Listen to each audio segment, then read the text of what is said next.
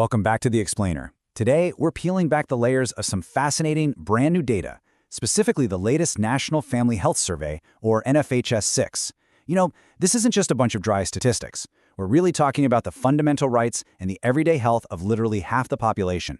So we're going to break down a recent comprehensive analysis of this survey, in plain English, and figure out what it actually means for women on the ground. Let's get right into it. Here's our roadmap for today. We'll be looking at 1. The shift to women's choice. 2. The trap of early marriage. 3. The heavy burden of sterilization. 4. The rural-urban divide. 5. Failing public health infrastructure. And finally, 6. 3 steps to true agency. All right, let's jump in. Starting off with Section 1. The shift to women's choice. So, get this. India's engagement with contraception actually goes all the way back to 1952. That literally made India a global pioneer, the very first country in the world to launch an official family planning program. Fast forward through the tragic Bilaspur mass sterilization event in 2014, right up to our current 2023-24 NFHS-6 data. Looking at this timeline, you see decades of top-down policy. But when we dig into the recent numbers, it's pretty clear that women are still carrying a massively disproportionate share of the responsibility here. Now, to really grasp what this explainer is all about, we've got to nail down what we actually mean by reproductive agency.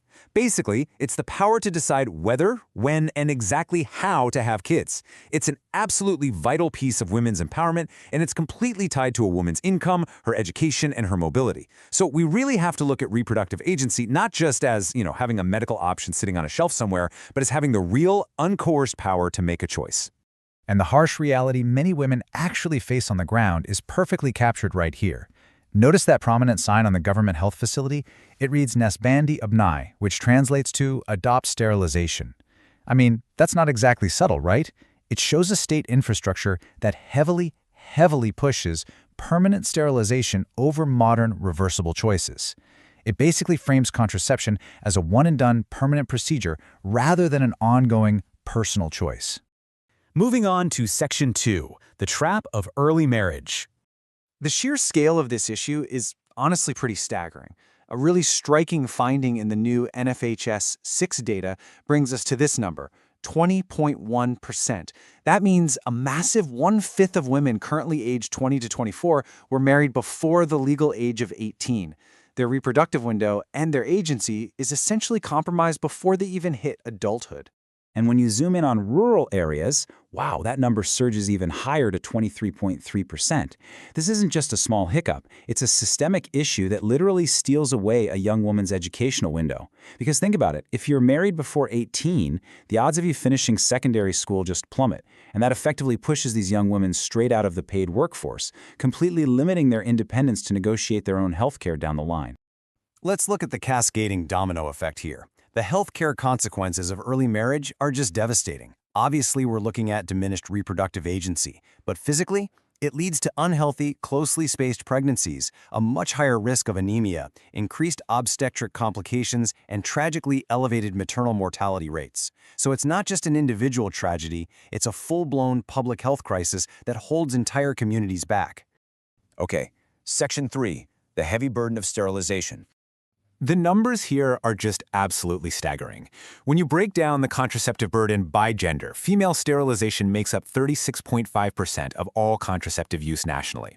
Contrast that with male sterilization, which sits at a virtually negligible 0.5%. I mean, that is a gargantuan skew. The entire weight of family planning is basically falling on women's shoulders, and in the most invasive, permanent way you can imagine. Let's do a quick comparison between the previous survey, the NFHS-5, and our current NFHS-6 data. While female sterilization saw a tiny, almost unnoticeable dip from 37.9% down to 36.5%, look at the really alarming drop in modern reversible methods. We're seeing a fall from 56.4% down to 52.7%. And at the exact same time, there's a sharp spike in informal, traditional methods. So what's the takeaway here?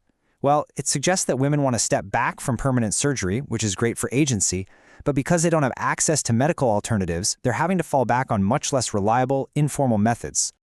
Which brings us to Section 4, the rural-urban divide. The rural-urban divide here is so striking it's almost two different worlds. On one side, you have urban women, who generally tend to marry later, finish more schooling, and are exposed to a much broader menu of contraceptive options. But on the other side, rural women face much earlier marriages, possess way less agency, and default to unsustainable permanent sterilization at an incredibly high rate of 38.1%. And let's be clear, they aren't choosing this from a bunch of great options. They're overwhelmingly forced into these irreversible solutions simply because of their geography and a severe lack of agency. That leads right into Section 5, failing public health infrastructure. All of this really begs the ultimate question, doesn't it? Why are so many rural women pushed into invasive surgery? Well, to understand the stakes, we really have to anchor this data to real human lives. Take the 2014 Bilaspur tragedy, for example, where 13 women died following a single-day mass sterilization drive. It's a dark, terrible moment in history, and it perfectly epitomizes the fatal flaws of treating women's bodies like a mass population management problem to be quote-unquote solved at scale, instead of offering scientific, individualized patient care. And as the analysis points out, tragedies like Bilaspur, they aren't just weird one-off flukes. Actually, they are the logical result of massive systemic public health failures. We're talking about a heavy reliance on mass sterilization camps, totally overcrowded facilities with undertrained staff, and this terrifying focus on procedural volume over actual safe care. Women literally face complications from unadministered anesthesia and persistent health issues, all stemming from a chronically underfunded rural healthcare system that just defaults to the cheapest, most permanent option it can find. Finally, Section 6, 3 steps to true agency. So, how do we fix it? Well, the authors of this analysis lay out 3 super clear, sequential policy imperatives to actually overhaul the system. First up, we absolutely have to end early marriage by enforcing the law and investing heavily in rural secondary education for girls. We've got to keep them in school. Second, health policy desperately needs to pivot away from permanent sterilization and make reversible scientific contraception widely accessible. And third, fixing that extreme gender skew in contraception has to become a major programmatic priority. Bottom line, men have to start sharing this responsibility. There's this really powerful quote from the analysis that I think perfectly summarizes our core takeaway today. It says, "Contraception in India is no longer merely about limiting births, but about enabling reproductive agency by overcoming the underlying unequal social architecture." I just love how beautifully that hits on the absolute need to finally move past the archaic, outdated goal of population control and instead focus entirely on empowering women and leveling the playing field. So, I'll leave you with this final, somewhat provocative thought to chew on. Are we going to continue to merely manage populations, as if human beings are just numbers on a spreadsheet? Or will we finally step up and invest in the actual infrastructure and education needed to empower women's true reproductive agency? It's a fundamental question of both public health and basic human rights. Anyway, thank you so much for joining me on The Explainer to break all this down today. Keep seeking that structured understanding, and I'll catch you next time.